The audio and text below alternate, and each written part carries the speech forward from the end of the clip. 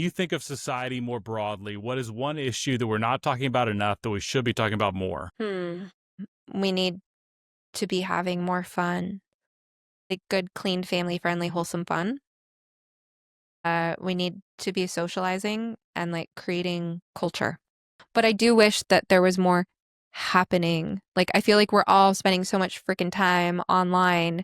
There's just not a lot happening when it comes to cultural events and people being social and creating community and creating art and music and things like that. I think people who listen to podcasts like yours need to build community and create like real life things happening, not just online talking heads. A big one is wealth creation. Everyone said to me, you need to go to university. And so I was like, okay.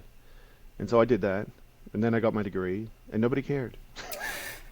All right. Now, I think a lot of people are sort of wising up to that. I can pay for my kids' university. I am not going to, because no, I'm not. I'll buy them a house, right? An asset that they can manage and gain responsibility that way. But if they want to go to university, they need to have a plan to pay for it. The last time you asked that question, I said we should be talking about mothering, and I still mostly think that is true. Although on some days I think different things. But I think that, a lot of the problems that we're seeing in mental health, there's always the root back to the family and to what people's level of intimate relationships are. And we've become really fragmented as a country in terms of having those close, intimate, familial relationships that hold people together when things are messy or going sideways. For me, the big issue is, what I spoke about earlier, which is the rights-based versus evidence-based. I don't think people realize that that's what has happened to medicine. And I think people don't realize that they are arguing one side of the coin or the other. And they don't realize this has become a completely politicized issue where the left and the Democrats presume that I have to argue for the human right of everybody to have any care they want. So if they have terminal anorexia and they want to die, that is their right. And I think that should be penetrated a lot more, that this is a political position and it isn't necessarily the best for the individual. Maybe the individual would be better off with expert care. Honestly, the pedophilia that's going on, I don't think we talk about that enough. I don't think that people understand the sex trafficking and pedophilia ring that's happening a lot within our government. And I think that needs to be very much exposed. People have this immediate, I don't want to talk about that. I don't like when we talk about sex trafficking, human trafficking, or pedophilia. And even now with pedophilia, they're giving it a name, MAPS, minor attractive persons. And within our profession, obviously, they're trying to say that it's just, it's a sexual preference, so disgusting, and just normalizing it. And I think that really needs to be talked about way more. I mean, I feel very, very strongly about the value of physical strength. So I'm someone who weight trains, and I think, again, I see things as metaphors. And I just think if a person who's having mental health difficulties builds a practice of doing something difficult that you can progressively measure and improve upon, that in and of itself is such a powerful metaphor for your sense of capability and your confidence. And I think young people these days, and maybe even not young people, really lack the ability to kind of track their progress over time. And I think strength training is one of the few ways in life where you can't fool yourself. You can't lie to yourself about it. A number is a number. You either did the lift or you didn't.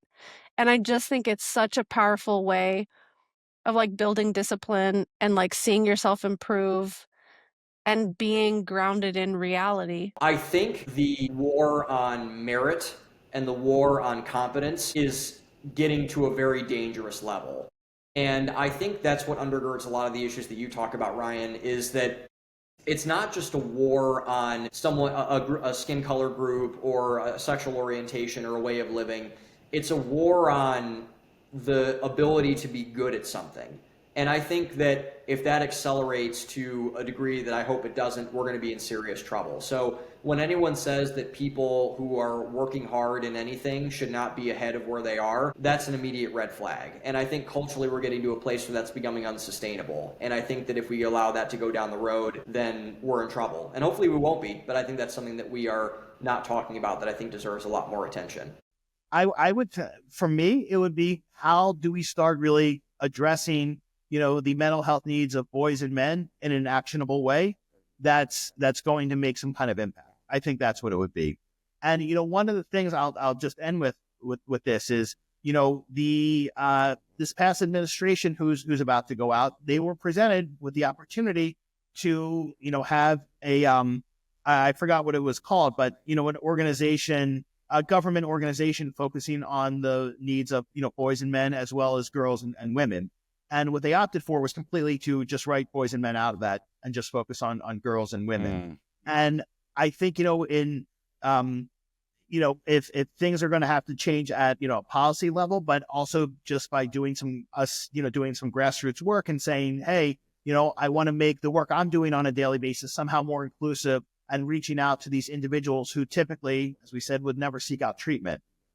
Because how else are we going to help them, when they're not seeking out treatment and in fact they're resistant to it? So, yeah. Just personal responsibility that you are a smart, capable, willing, ingenious person that has the ability to improve your situation, regardless of what that situation is, and that it's not everybody else's fault. And other people may have contributed.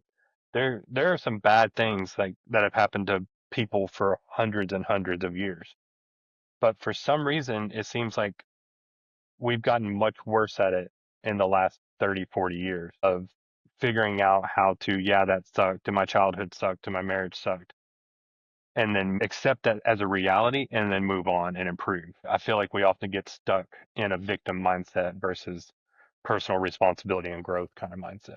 Women in the workplace combined with biological reality, like those two things. I've kind of pulled back from the pro-life work that I've done a lot to refocus it in that area, because I do see that as being the driver of abortion and of a lot of negative experiences for women and men and families overall. I think if we could restructure our system or our society in a way that, actually, maybe I should switch it a little bit to work overall. When I get responses from people, it's often, why would women want to work? People hate their jobs. It's really sad. I don't know about you, but I love my job. I can't wait to go to work and I can't wait to go home. I'm like twice blessed. And I think it's really sad that we have people that aren't excited about going to work and aren't excited about, how does that fit with my family, and how is it I don't work to live or live to work. I work because it's enjoyable and fulfilling, and I do it in combination with my family, and that's enjoyable and fulfilling. How corrupt mental health is. I think people don't realize, even legislators, very conservative Christian legislators, are still stating that people need to take their children to therapy, or adults need to get into therapy. And since the last legislative session, I'm sitting there watching some of these debates and I'm thinking, Lord, no, you're sending these children to the lap of the devil, because you've got to think where that mental health professional is coming from and the ideologies that they're imposing on your children, and what is the damage that's being done. And if Abigail Schreier talks about bad therapy, if you're taking your kids or you're going yourself to therapy for what I call basic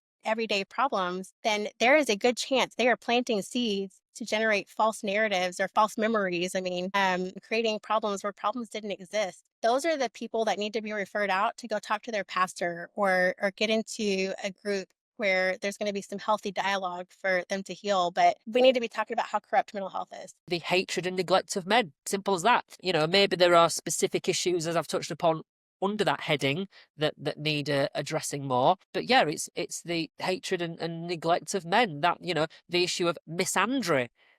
There are people I speak to that know what misogyny is. They talk about it a lot. What we do is we kind of, we hold a magnifying glass up to known or suspected misogyny. But when it comes to known or suspected misandry, that magnifying glass turns into a blind eye. Oh gosh, this is the one that no one likes to talk about. But my big pet peeve that we don't talk about enough is marijuana. Tell me more. I think marijuana does a lot of damage. And even conservatives think marijuana is okay. So it's not really a political affiliation thing. It's something I've watched happen when I was working in outpatient programs with young adults, even before it became legal in areas. But I met a lot of young people who were okay, and then they started heavily using marijuana, and that's when their psychosis came out. So I saw a lot of families being destroyed by that. Someone in my family actually went through that too. So I have personal experience with it, but and there's plenty of data to show this. This is not. It's not just anecdotes. So there's plenty of data to show that marijuana is causing a lot of damage. In particular, I see the psychosis, and it doesn't go away when you stop. For some people, of course, everything. People have different reactions, but to act like it's just benign or fun, or it's just like taking a drink, which there are obviously lots of damage with alcohol, because people always bring that up. Well, then you shouldn't take a drink. Obviously, there's all alcoholics or people who drive drunk. There's all kinds of issues there. But also, two wrongs don't make a right. So, but it's also not the same. It's just not the same. It's a psychoactive substance. I mean, obviously, I think we should be emphasizing the gospel over just, well, that might actually be my answer. The gospel itself over cultural Christianity. So cultural Christianity isn't necessarily a bad thing. I think that's a natural byproduct of enough people in society adopting a Christian worldview and becoming Christians and, being filled with the Holy Spirit and sanctified, and they're wanting to do the right thing. And then as a result of them individually submitting to Christ, they're going to start living out that faith in everything in their life, in their business, in their family, in their politics. They're going to start voting differently. That's what leads to a cultural, quote unquote, Christianity. But I think we've gotten to a place now where we're so comfortable with that because of generations of people who have done that in this country, to where we're now just kind of getting rid of the actual thing that makes Christianity Christianity in the first place. And we're just okay with the moral shell. We're having all of these conversations virtually.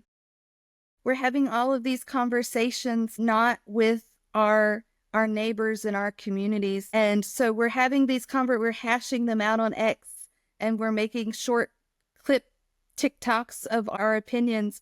And maybe we should continue talking about everything under the sun that we are talking about, but maybe we just need to start talking about it more with real everyday people that we interact with in person in our lives.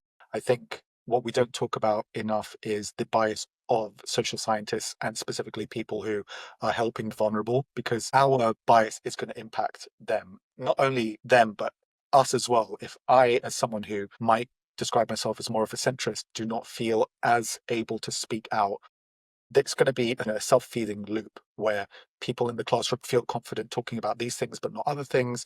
They then go out into the workplace and treat people, and they have all these biases, sometimes because they just haven't been exposed to that information.